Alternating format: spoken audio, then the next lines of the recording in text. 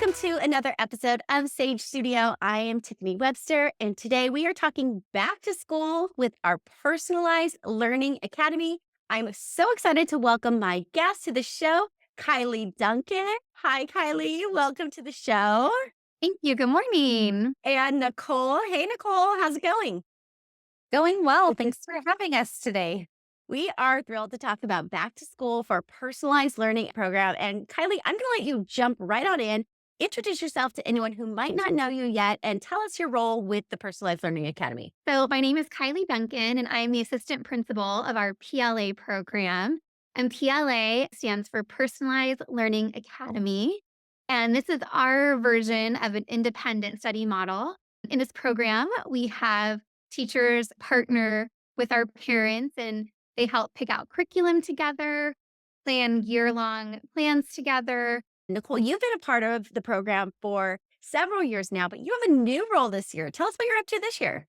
So this year, I am joining Kiley as an assistant principal in our Personalized Learning Academy. And my role this year really is to continue to support our teachers, especially our new teachers, and then just ensure that our teachers are getting what they need in order to serve our students and parents the best that they can. So, Curly, when new students and new families are here at Sage Oak for the first time and they're trying to figure out how to get started for the 24-25 school year, what can they really expect? The PLA program is all about tailoring a personalized learning experience for every student based on their skill, ability, and their interests. The biggest thing is really the teacher of record who is assigned to that student will really come alongside that family. And the first kind of steps in there is just meetings and getting to know one another. So sometimes that's face to face in person, sometimes that's over Zoom or over the phone. The parent and teacher really work in a partnership to determine what kind of learner is this student, what needs do they have, what are their goals this year, what are their interests. The parent and the teacher really will work together during the month of August. It's a big month for everybody because you're setting up your goals and your plans for the year. And so a big part of that process is selecting curriculum. It's going over instructional funds and budgeting out where do we want that money to go this year? How much is our curriculum going to cost? How much are classes? What supplies do we need? What technology do we need? And so I really think our teachers do a great job of building these relationships and establishing trust so that the parent can confide in that teacher and set everybody up for success for the year. Nicole, talk to us a little bit about what parents can expect with iReady. How does the entire iReady process work? It's actually kind of a neat thing that our school starts with iReady in the first week of school because you're then having a touch point with your teacher. You may have talked with them in August, may have had a meeting, but all of our students are now jumping into iReady, which is proctored by the teacher via Zoom. And so the teacher will reach out to families prior to the first day of school to ensure that they know all the little details about the testing. They really get them comfortable and ready for those students that may need a little help about how do I jump into this iReady platform. The best thing about iReady is it really gives us a great understanding of where our students are coming into this school year. Mm. I know my own kiddos always struggle with the summer slide. I think it's just the reality. And so iReady really meet our students where they're at currently, not just assuming where they ended the school year, but where are we starting the beginning of this school year? And then how do we build from here? So, are there teachers using the results of the iReady to make different shifts in curriculum or in lessons?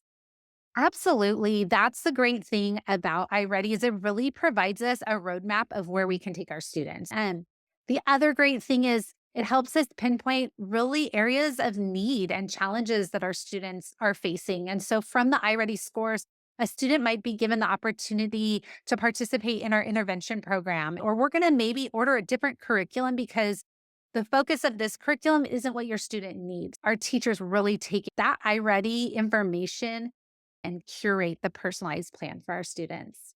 Kylie, I think you also mentioned that there's a new advanced placement program this year as well. Tell me about that. So that's called our PAGE program. And what's really nice with the PAGE program is it's for advanced learners. And we are going to have some of those classes embedded in our Oakschool, which is our live synchronous instruction platform. And there'll be different opportunities for those students, which I know is something parents over the last couple of years, that's been a strong desire is to go deeper and provide those enriching experiences for our higher level learners. So we're so excited that we've brought on a new coordinator who will oversee that entire program so we can really make it a focus of learning this year. Since you mentioned Oak School, let's dive in because I know this program has become really popular with our students. What can they expect this year from Oak School? So, big news, enrollment does open on August 5th, and it actually remains open all year. So, Oh, families can join classes at any what Oak School is for those new families. That is our platform for live synchronous instruction. It's for our TK through eighth grade students.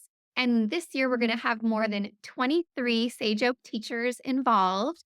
And every week, we're offering over 100 different classes. So, oh we my have classes goodness.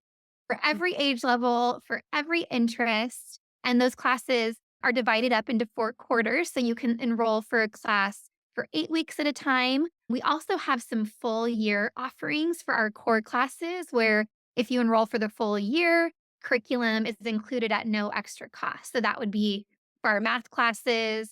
We've got some writing classes. We have a brand new science program this year for third through eighth graders. We have history classes. We also have hired 2 additional art teachers, so we're really excited to bring in some specialized art opportunities this school year. And the catalog is live right now on our website, so families can start perusing all the different offerings and seeing what's coming for the entire year. Most of our classes are virtual, but we also have some in-person opportunities. We have in-person PE in several different regions. We're offering art in the park experiences this year again, and that will be in over 30 locations, which is very exciting for the school year. Yes. And then we have something brand new called Outdoor School, where we're going to be hosting in person hikes during quarter 1 and 4, where students can hike alongside a teacher and have a neat wilderness lesson. So, Oak School has just exploded, and there's just so many things, whether you want to learn to crochet, or speak Spanish or bake a delicious dessert. There's like something for every student, which is really exciting. I love that. It's so great. And I know the kids just have so much fun with these classes. And I know the teachers have fun teaching them as well. So, really glad to see how this program is going. What about additional opportunities that our families love, like field trips and socials and special theme days? Are those in the plans for this year? Absolutely. So we do have field trip signups coming in the end of August for our PLA students. Families can actually go onto the website right now and kind of start seeing what's been added. We have our Sage Stage returning, which is every Friday at 9 a.m. And that is always so much fun. Our teacher, Mrs. Lake, is already hard at work planning all the different guests that she wants to bring in. She's even planning something new this year where she's going to be doing some live in person interviews with our guests so that Oh, she'll be great. broadcasting live from those locations, which will be something kind of exciting and new for students. We also will have several different socials scheduled throughout the year. We have our science fair coming back, our career fair, our living history event, our talent show, cultivate and create, our art program. And then obviously we love to end the year with some wonderful big promotions in all of our different regional locations.